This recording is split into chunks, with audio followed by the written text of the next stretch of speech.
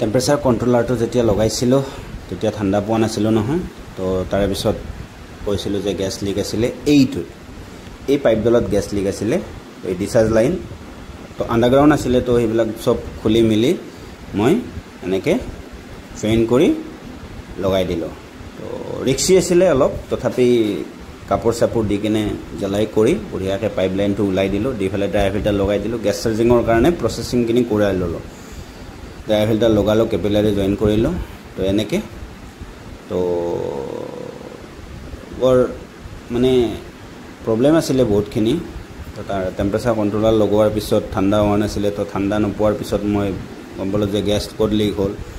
তো গেছ তাতে লিক হৈছিলে ডিচাৰ্জ লাইনটোত, এই তলেদি আহিছিলে পাইপটো। তো আণ্ডাৰগ্ৰাউণ্ড ডিছকানেক্ট কৰি পেলাই এনেকৈ বাহিৰেদি পাইপটো ওলাই তো এনেকৈ লগালোঁ। তো এতিয়া লগাই মেলি এনেকৈ এবাৰ চেল্ফ ভেকুম কৰিছোঁ, কাৰণ মই ভেকুম মেচিনটো নিয়া নাছিলোঁ। তো চেল্ফ ভেকুম কৰিলোঁ এনেকৈ। তো চেল্ফ ভেকুম কৰি এনেকৈ কেপিলাৰীটো ব্লক কৰি দিলোঁ, মানে যিখিনি হাৱা আছিলে চব ওলাই গ'ল।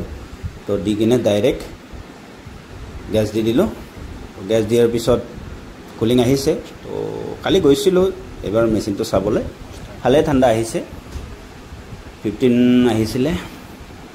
তো এনেকৈ গেছ দিয়া টাইমখিনি অলপ ভিডিঅ' কৰিছিলোঁ। তো এনেকৈ ৰাখি থ'লোঁ মোৰ পেজত। তো এইখিনিয়ে আছিলে।